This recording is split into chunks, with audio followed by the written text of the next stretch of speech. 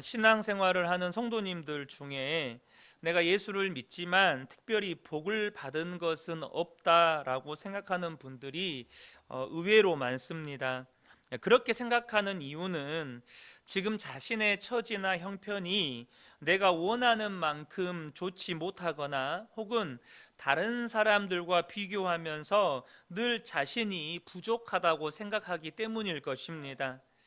그런데 사실 이것은 내가 얼마나 소유가 많으냐, 또 얼마나 내가 원하는 대로 살았느냐, 혹은 내가 남들이 인정할 만큼 성공했느냐의 문제가 아니고 사실 믿음의 문제입니다. 만약 여러분의 자녀들이 분명히 집도 있고 가족도 있고 뭐 먹을 것이 부족하지도 않고 또 몸도 건강하고 공부할 수 있는 여건도 충분히 되는데 자기가 원하는 몇 가지가 없거나 이루어지지 않는 것 때문에 불만을 가지고 또 무엇보다도 자신은 불행하다고 여기면서 산다면 부모된 입장에서 여러분의 마음은 어떻겠습니까? 기본적인 것들이 다 갖추어져 있어요. 그런데 내가 원하는 뭔가가 몇 가지가 부족해요. 그래서 나는 불행해. 이렇게 여기고 산다면 부모의 마음은 참 안타깝고 또 답답하지 않겠습니까? 지금 그 자녀는 자신이 불행하다는 생각 속에 이렇게 갇혀 있는 것이죠. 그런데요, 예수를 믿는 우리도 똑같습니다. 예수를 믿게 되었다는 것 자체가요, 사람은 생각할 수도 없고 상상할 수도 없는 여러분 복 있는 사람이 된 것입니다. 앞으로 어떤 복을 받을 것이기 때문에 복 있는 사람이 된 게 아니고 예수를 믿을 때 우리는 이미 영생과 예수 그리스도 안에 있는 모든 복을 소유한 복 있는 사람이 되었다는 것입니다. 그래서 여러분, 그렇기 때문에 우리는 복 있는 사람으로 살아야 하는 것입니다. 우리는 예수를 믿는 순간 우리의 모든 죄가 사함받았습니다. 여러분, 죄의 문제는요, 인류 역사 속에서 그 누구도 그 어떤 철학과 종교도 그 어떤 사상도 해결하지 못한 문제입니다. 그런데 우리는 모든 죄의 문제가 사함받았습니다. 하나님은 우리를 사랑하셔서 하나님의 자녀 삼아 주셨습니다. 만왕의 왕이신 예수님이 우리 안에 오셨습니다. 우리는 믿음의 눈이 뜨여서 하나님이 살아 계신 것과 영원한 하나님의 나라가 있다는 것도 알게 되었습니다.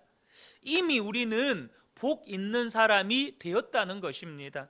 중요한 것은 이제 복 있는 삶을 사는 것입니다.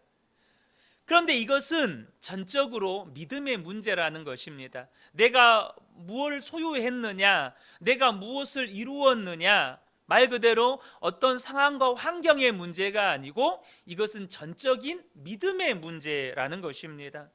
오늘 시편 112편은요, 복 있는 사람의 두 가지 특징을 말씀해 주고 있습니다. 하나는 하나님을 경외하는 것이고 다른 하나는 하나님의 계명을 크게 즐거워하는 것입니다. 1절 말씀을 보면 할렐루야 여호와를 경외하며 그의 계명을 크게 즐거워하는 자는 복이 있도다, 이렇게 말씀합니다. 그러니까 복 있는 사람은 어떤 사람이냐면 하나님을 경외하고 하나님의 말씀을 크게 즐거워하는 사람이 진짜 복 있는 사람이라는 것입니다.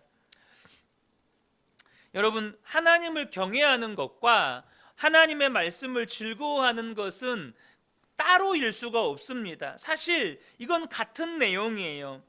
그런데 예수를 믿고도 아직 복받은 것이 없다고 생각하거나 또 하나님이 내게 어떤 복을 주실 것을 기다리고 있다면 여러분, 먼저 선행되어야 할 것이 있습니다.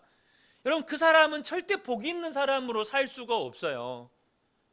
앞으로 어떤 복을 주실 것이다, 또 나는 복 받을 것이 없기 때문에 앞으로 어떤 복을 받을 걸 기대하고 그 복이 와야 나는 복 받은 사람이다라고 생각한다면 절대 복 있는 사람으로 살 수 없습니다. 정말로 복 있는 사람으로 살고 싶다면 여러분, 하나님을 경외하는 분들이 되시기를 축복합니다. 하나님의 말씀을 크게 즐거워하는 분들이 되시기를 축복합니다. 그러면 내가 얼마나 큰 복을 받았고 내가 그 복을 누리고 있는지를 깨닫게 된다는 것입니다. 하나님의 계명을 크게 즐거워하는 것이 어렵다고 생각하는 분들이 분명 계실 것이고, 심지어 어떤 분은 하나님의 말씀을 크게 즐거워한다는 이 말 자체가 이해가 안 되는 분들도 있을 것입니다. 왜냐하면 하나님의 말씀을 즐거워하고 그 말씀에 순종한다는 것 자체가 굉장히 내가 뭔가 구속되는 것 같고, 그래서 그것이 뭔가 답답하고 거북하게 들리기 때문이죠. 그런데 여러분, 우리가 정말로 예수를 믿었다면, 예수 믿으면요, 우리 외모가 변합니까? 여러분, 예수 믿는다고 해서 흰머리가 갑자기 검은 머리 안 되고, 머리 빠진 사람이 갑자기 머리가 나지 않고, 외모에는 사실 변화가 거의 없습니다. 예수 믿는다고, 그럼 예수 믿으면 진짜 뭐가 변화됩니까? 영적인 변화입니다. 그리고 내 내면의, 내 마음의 변화입니다. 예수 믿는다고 해서 갑자기 신분이 변화되거나 갑자기 로또가 당첨되고 이런 변화가 일어나지 않아요. 그래서 우리가 예수 믿으면 진짜 뭐가 변하는가에 대해서 저와 여러분이 생각할 때 정말 내 마음 안에서 어떤 변화가 일어나고 있는지를 여러분 주목해야 돼요. 근데 우리의 마음 안에서 일어나는 변화 중에 어떤 변화가 일어나냐면 하나님의 말씀에 대한 우리의 마음의 변화가 일어난다는 거예요. 여러분, 인간의 원죄가 무엇이죠? 아주 쉽게 이야기하면 하나님의 말씀을 버리고 마귀의 말을 따른 것이 우리 인간의 원죄입니다. 하나님께서 아담에게 선악을 알게 하는 나무의 열매를 먹지 말라, 그러면 반드시 죽는다라고 말씀하셨는데, 마귀가 하와에게 선악과를 먹어도 괜찮다, 네가 먹으면 하나님처럼 될까봐 하나님이 못 먹게 하신 거다, 이렇게 유혹했습니다. 그때 아담과 하와가 하나님의 말씀을 버리고 마귀가 주는 말을 따랐던 그것이 원죄입니다. 여러분, 그래서요, 우리의 마음 가운데 하나님의 말씀을 듣기 싫어하고 하나님의 말씀을 거부하고 하나님의 말씀을 대적하는 것, 이것이 우리 안에 있는 원죄의 모습입니다. 하나님 말씀 듣기를 싫어하는 거예요. 하나님 말씀에 순종하기를 싫어하는 거예요. 하나님의 말씀에 마음의 문을 닫아버리는 거예요. 그것이 우리에게서 나타나는 원죄의 모습입니다. 그런데 정말로 그래서 내 안에 하나님의 말씀에 대한 거부감이 들고 하나님의 말씀이 좀 답답하게 느껴지고 하나님의 말씀대로 사는 것이 나를 구속하는 것이 느껴진다. 그게 뭘 뜻일까요? 내가 아직도 그 원죄의 영향 아래 있구나, 이걸 생각하셔야 돼요. 그런데 또 한 가지 중요한 게 있어요. 예수를 믿으면 우리 안에 또한 마음의 변화가 또 한 가지 일어나기 시작해요.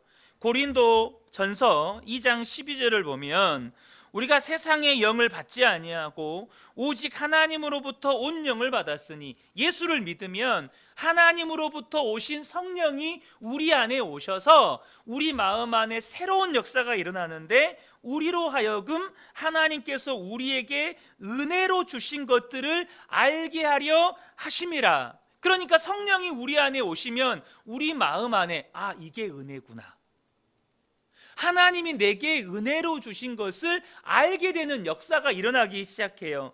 그래서 여러분, 적어도 저와 여러분이 예배 드릴 때 어떤 마음이 있습니까? 내가 예배를 통해서 은혜 받고 싶다, 여러분 이런 마음이 있잖아요.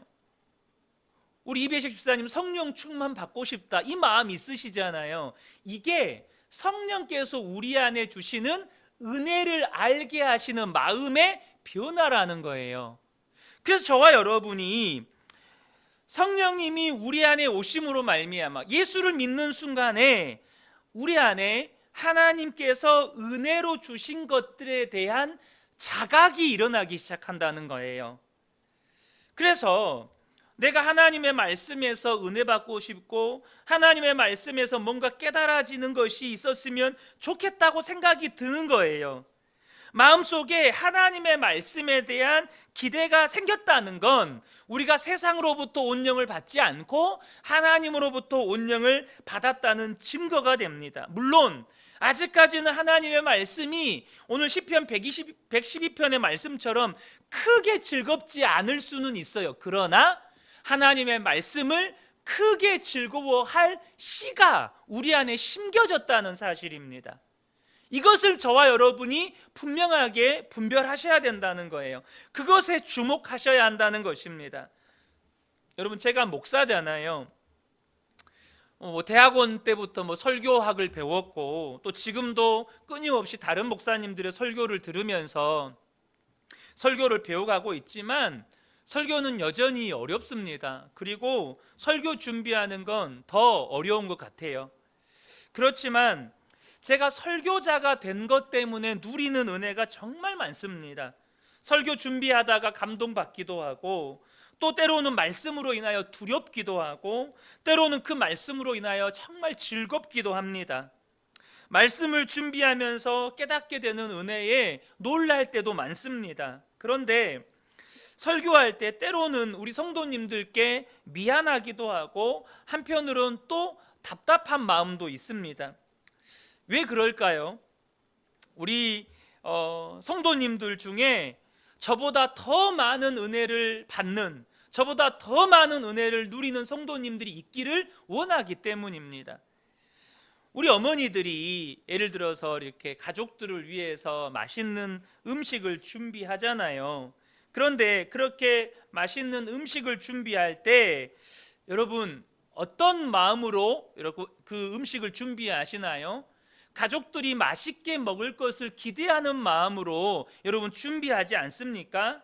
밥을 준비하면, 음식 준비하면서 내가 제일 맛있게 먹어야지 이렇게 준비하는 어머니는 없어요. 남편이나 가족들이 맛있게 먹기를 바라는 마음으로 음식을 준비하는 거죠. 그런데 이렇게 음식을 준비했는데 남편도 숟가락을 드는 둥 마는 둥, 또 애들도 밥을 먹는 둥 마는 둥 이러면 여러분 음식을 차린 것이 무슨 보람이 되겠어요?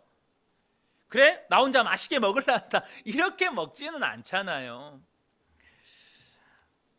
분명한 사실은 여러분, 저와 여러분이 하나님의 말씀을 깊이 읽고 묵상할 때, 또 깨닫게 된 말씀에 순종할 때 설명할 수 없는 기쁨이 말씀 속에 있음을 경험하게 된다는 사실입니다. 저는 우리 성도님들이 정말로 말씀이 주는 기쁨을 깊이 경험하시기를 축복합니다. 말씀을 깨닫게 되고 말씀이 내 언어를 바꾸고 생각을 바꾸고 내 삶을 바꾸고 내 끊지 못했던 그 죄를 끊어내버리고 말씀이 나를 바꾸는 그 기쁨과 그 감동을 저와 여러분들이 일생 동안 계속해서 경험해 가시기를 축복합니다. 시편 112편을 보면요, 하나님을 경외하는 사람, 그리고 하나님의 계명을 크게 즐거워하는 사람들이 어떤 복을 받았는지를 말씀하고 있습니다. 먼저 2절과 3절을 보면 그의 후손이 땅에서 강성하며 이렇게 소개를 합니다. 또 3절을 보면 부와 재물이 그의 집에 있으며 이렇게 그 하나님을 경외하고 말씀을 크게 기뻐하는 하나님의 백성들이 받는 복을 소개해요. 5절을 보면 은혜를 베풀며 꾸어주는 자는 잘되나니 이렇게 되어 있어요. 쉬운 번역을, 다른 번역을 보면 하는 일이 형통하다 이렇게 번역이 되어 있어요. 또 9절을 보면 그가 재물을 흩어 빈궁한 자들에게 주었으니, 그러니까 쉽게 말하면 자기의 그 부유한 재물을 가난한 사람들에게 나누어 줄 수 있는 여유가 있다는 것이죠. 여러분 얼마나 부러운 일입니까? 전 저와 여러분이 이러한 복을 받게 되기를 축복합니다.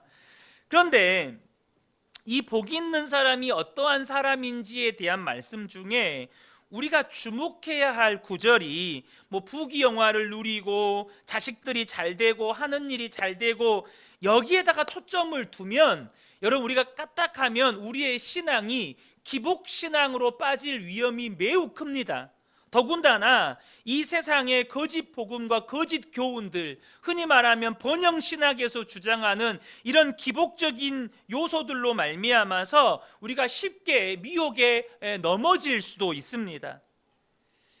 그래서 여러분, 진짜 복은요, 내가 이 땅에서 뭐 강성하고 부와 재물을 누리고 하는 일이 잘 되고 이것으로 분별하기가 어렵습니다.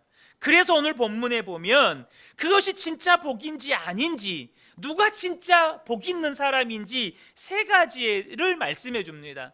첫 번째는 뭐냐 하면 이것은 하나님을 경외하고 말씀을 즐거워하는 그 큰 카테고리 안에 좀 세부적으로 나눈 세 가지라고 말씀드릴 수 있겠어요. 첫 번째는 뭐냐 하면 정직하고 의로운 사람이 되는 거예요.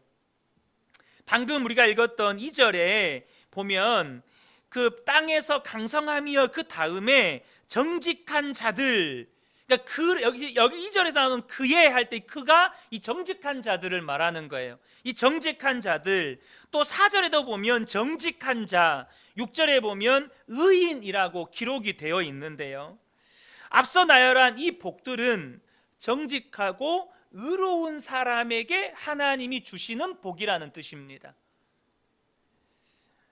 항상 하나님을 바라보고 하나님을 경외하고 그래서 하나님의 말씀을 즐거워하는 사람은 정직하고 의로운 사람이 될 수밖에 없습니다. 왜냐하면 하나님이 진실하신 분이시고 하나님이 거룩하신 분이시고 하나님이 의로우신 분이시기 때문에 그래요. 그래서 하나님을 경외하고 하나님의 말씀을 즐거워하는 사람은 정직하고 의로운 자가 된다는 거예요.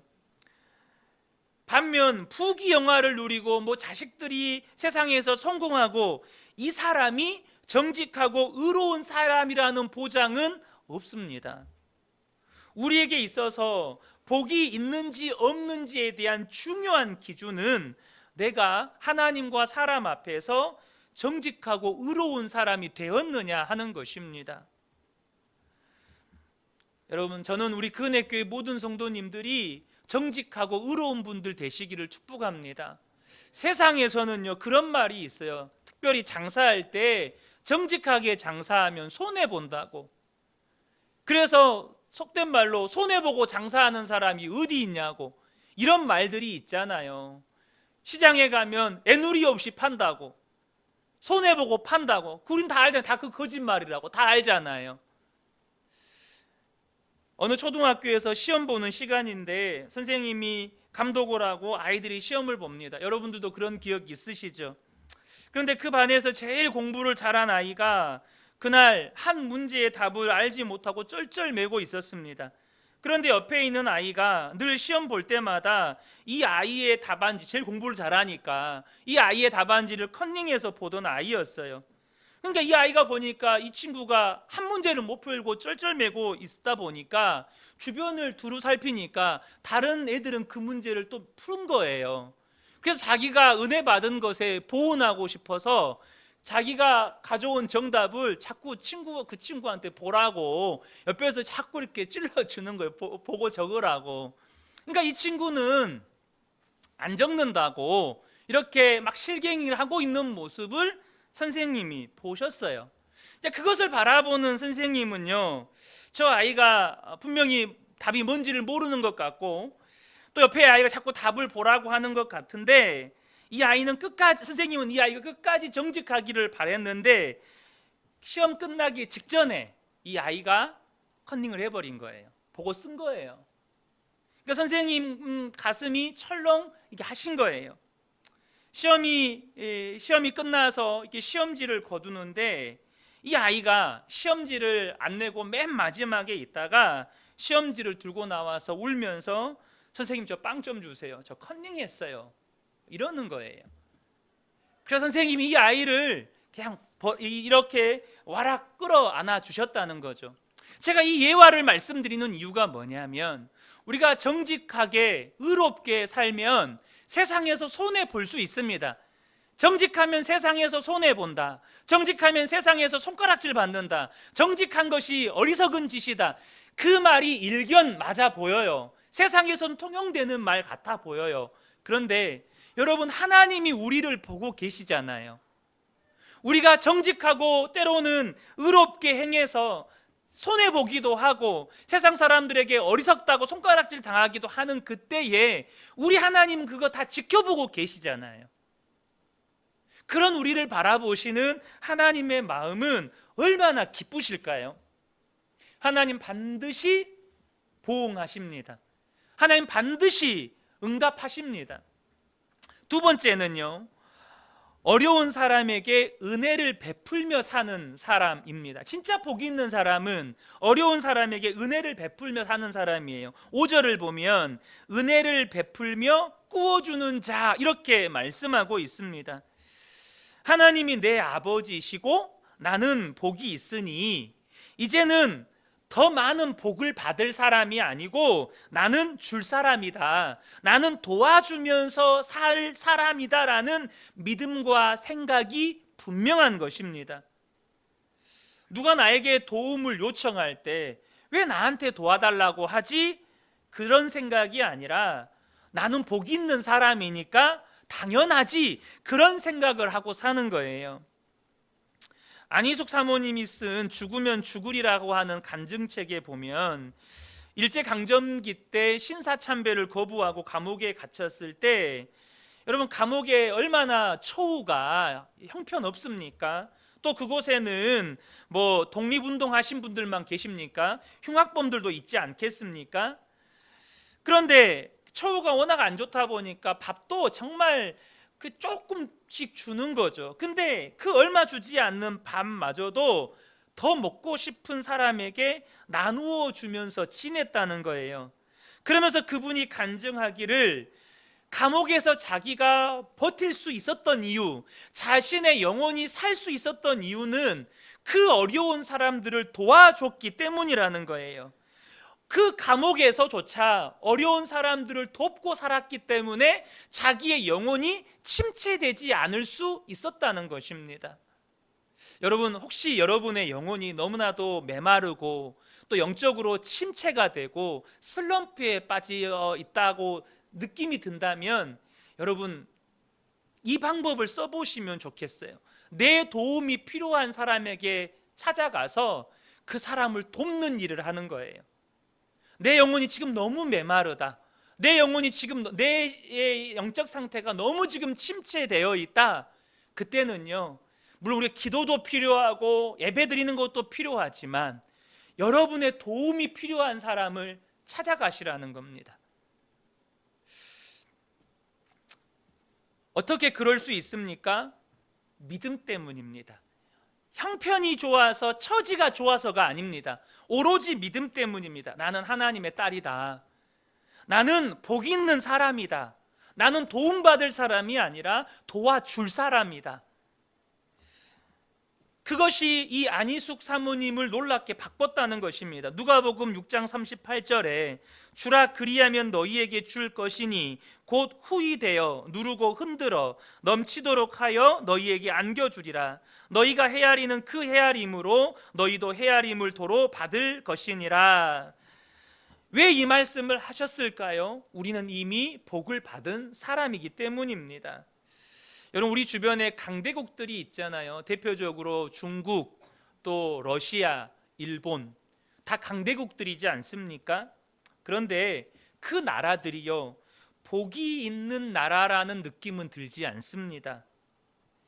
여러분, 복이 있는 나라는요, 그 나라가 가진 이 경제력이나 군사력 같은 것으로 설명되지 않습니다.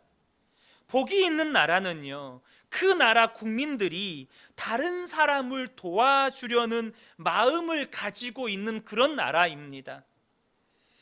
그래서 여러분 가끔씩 중국에 관련된 어떤 영상들을 보면 중국이 어떤 도덕, 공중 도덕 이런 것들이 정말 문화의식들이 떨어진다는 이야기들이 있잖아요.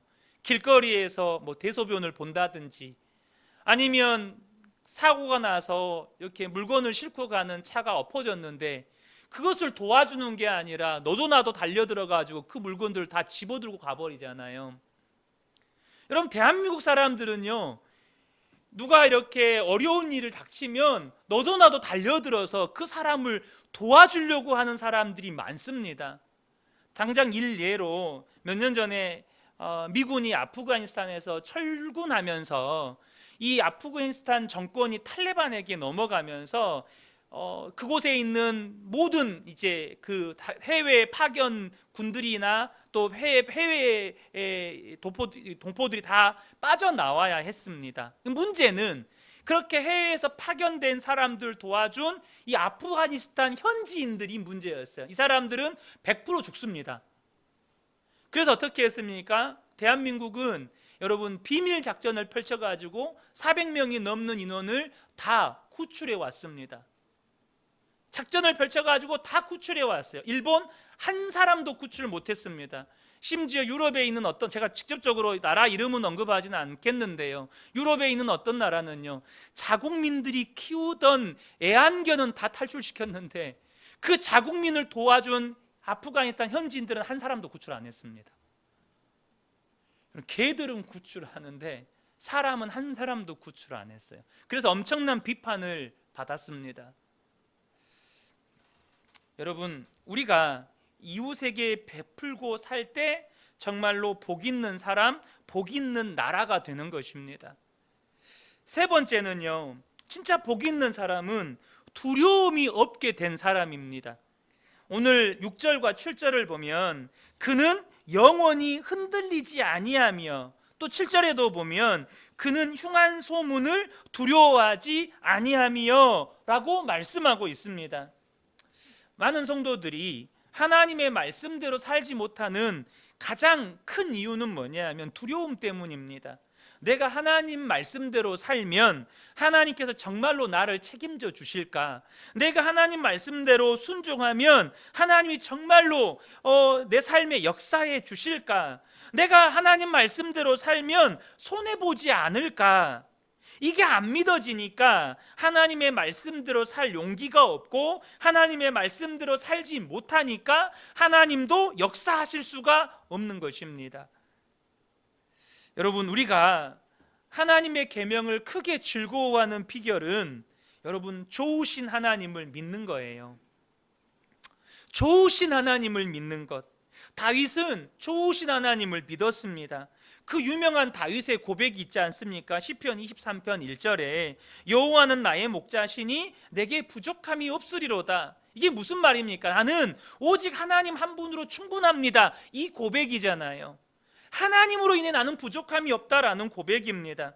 하나님이 나의 목자시니 나는 하나님으로 인하여 만족합니다. 이 고백은 다윗에게 있어서 하나님은 언제나 좋으신 하나님이셨습니다. 그래서 그는 전쟁터 한복판에서도 하나님을 찬양했고 자기를 죽이려고 했던 사울 왕을 하나님의 말씀에 순종해서 2번이나 살려줄 수 있었습니다. 여러분, 자기를 10년 동안 쫓아다니는 왕을요, 그것도 군대 3,000명을 이끌고 자기를 죽이려고 하는 왕을 여러분 죽일 수 있는 기회를 복수하지 않고 용서해 준다는 것, 그것은 좋으신 하나님을 믿기 때문에 하나님의 말씀에 순종할 수가 있었던 것이죠. 특별히 아버지가 좋은 아들은요, 아버지하고 관계가 좋은 아들은 아버지가 아들아 아빠를 위해서 이 일 좀 해줄래? 그러면 그 말을 기뻐합니다. 왜요? 아버지가 좋으니까. 근데 아버지와 관계가 좋지 않고 아버지가 싫은 아들은 아들아 이 일 좀 해줄래? 라고 하면 짜증이 납니다. 아, 누나도 있고 형도 있고 뭐 동생도 있는데 왜 나만 시켜요? 여러분, 이렇게 됩니다. 여러분, 하나님의 계명을 크게 즐거워할 수 있는 이유가 뭘까요? 그것은 살아계신 좋으신 하나님을 만났기 때문입니다. 살아계시고 그 좋으신 하나님을 만났어요. 그리고 그 만왕의 왕이신 예수님이 나와 함께 계심을 안 거예요. 그래서 이제는 그에게 하나님의 계명대로 사는 일이 잘 되는 길인 것을 확실히 아는 겁니다. 아, 하나님의 말씀대로 사는 것이 내 인생 잘 되는 길이다. 이게 너무나도 선명하게 보이는 것입니다. 특별히 우리가 인생을 살면 흉흉한 소문들, 또 안 좋은 이야기들이 계속 들려옵니다. 얼마 전 여러분 다 아시는 것처럼 저는 감사하게도 그날 일찍 자가지고 비상계엄이 선포된 거를 몰랐어요. 다음날 아침에, 그것도 아침 먹기 전에 알게 됐는데, 얼마 전 대통령이 선포한 비상계엄과 해제 그리고 탄핵까지, 정말 이제 그런 말이 있더라고요. 대한민국 전 세대가 비상계엄을 경험한 나라가 됐다고. 그러니까 어린아이부터 노년까지 모든 세대가 비상계엄을 경험한 나라가 됐대요. 참, 이것도 기네스 기록이라면 기네스 기록이겠네요. 여러분, 그것으로 인해서 안 그래도 서민 경제가 어렵다고 하는데, 이로 인한 경제적 손실, 또 나라의 국가의 이미지 실추, 이러한 손실들을 이루 말할 수가 없습니다. 그래서 세상을 바라보고 세상 기준으로 살던 사람들에게는 이게 밤잠을 설치는 이야기가 됩니다.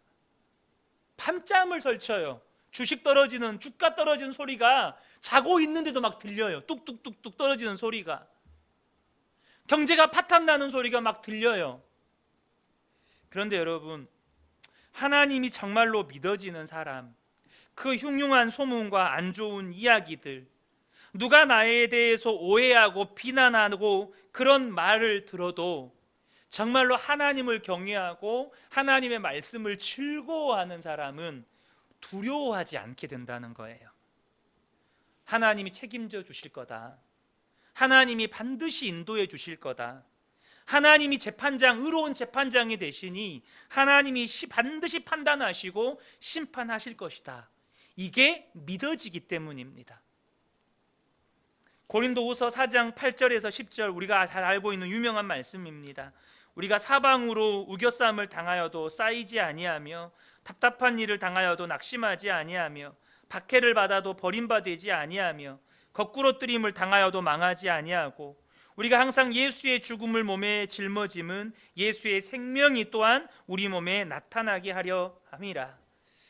정말 예수를 믿고 내가 복이 있는 사람이라고 믿어지는 사람은 여러분 어떤 처지와 형편에서도 절대 무너지지 않습니다. 절대 망하지 않습니다. 절대 두려움에 사로잡히지 않습니다. 사랑하는 성도 여러분, 정말로 예수 믿는 것이 분명하다면 이제 나는 복이 있는 사람인 것을 분명하게 믿으셔야 합니다. 그리고 이제는 내가 복이 있는 사람이기 때문에 복 있게 사는 것입니다. 그러면 그때부터 내 삶에는 하나님의 일하심이 나타나는 것입니다. 우리가 무언가를 믿고 그렇게 생각하며 사는 건 너무너무 중요합니다. 왜냐하면 그것이 우리의 말을 결정하고 우리의 행동을 결정하기 때문입니다. 나는 하나님의 사랑하는 자녀다. 하나님이 나의 아버지다. 나는 이미 말할 수 없는 복을 받았다. 나는 도와주는 사람이지 받는 사람 아니다. 나는 이제 어떤 것도 두렵지 않다. 나는 어떠한 상황에서도 망하지 않는다. 그 믿음을 가지고 산다면 여러분, 생각이 바뀌고 말이 바뀌고 행동이 바뀌는 것입니다. 2차 세계대전 때 영국의 맥도널드 목사님이 군인으로 참전했는데 그만 독일군의 포로가 되어서 수용소 생활을 하게 되었습니다. 그런데 하루는 새벽에 친구가 급히 깨우더라는 것이에요. 무슨 일이냐고 물었더니 그들이 오고 있다는 거예요. 이 친구는요, 기술자인데 수용소에서 틈나는 대로 이 부품을 주워가지고 라디오를 조립한 거예요. 그래서 그 라디오로 계속해서 영국 이 연합군이 보내주는 이 전파 방송을 들었는데 노르망디 상륙 작전이 성공했다는 이 BBC 뉴스를 듣게 된 것입니다. 근데 그 비밀 이제 암구호라 그러죠. 비밀 단어가 그들이 온다였습니다. 그들이 온다. 이것이 포로들에게 전하는 암호였어요. 연합군이 진격해 온다는 거죠. 그 새벽에 수용소에 있는 모든 포로들에게 그들이 온다고 전했습니다. 아침에 운동장에 나와서 이제 점호를 하는데 서로 나와서 춤을 추면서 기뻐했다는 거예요. 그들이 온다면서 서로 막 춤추며 기뻐했다는 거죠. 그 모습을 지켜보는 독일군 병사들은 얘네들이 단체로 미쳤나 보다 이렇게 생각을 하고 있는 거죠. 여러분, 이것이 어쩌면 예수를 믿고 있는 우리들의 이야기인지 모르겠습니다. 세상에서 보면 여러분 정직하고 의롭게 사니까 맨날 손해를 봐요. 그냥 정직하게 사는 것 자체로 손가락질을 막 당해요. 의로운 편을 택한 것 자체로 여러분 손가락질을 막 당해요. 우리는요, 예수님이 십자가에서 모든 죄와 사망 권세를 이기셨다는 거 우리 알고 있잖아요. 그 주님이 우리 안에 계시다는 거 알고 있잖아요. 세상 사람들은 보지 못하는 거, 세상 사람들은 깨닫지 못하는 거, 더 중요한 거, 하나님의 나라가 있고 장차 하나님의 나라가 이 땅 가운데 임하게 될 것도 우리는 알고 있잖아요. 이 지금 포로 수용소에 있는 군인들에게 그들이 온다, 우리에게는 하나님의 나라가 온다, 여러분 그거 아닙니까? 세상 사람들에게는 마치 독일군 병사들에게 비치는 이 포로 수용소들의 포로들처럼 보일지라도 정말로 그 믿음 때문에 정직하고 의롭게 살고, 나는 복 있는 사람이니까 남을 도와주면서 살고, 세상에 어떤 난리와 소문이 일어나도 두려워하지 않는 그 사람, 그래서 끝까지 하나님의 말씀대로 사는 그 사람이 여러분 진짜 복 있는 사람인 것입니다. 여러분 이미 복 있는 사람입니다. 그러므로 이제 정말로 내게 또 다른 어떤 복이 임하기를 기대하지 말고 내게 주신 그 복을 붙잡고 복 있는 사람으로 살아가는 우리 모든 성도님들 되시기를 예수님의 이름으로 축복합니다. 아멘.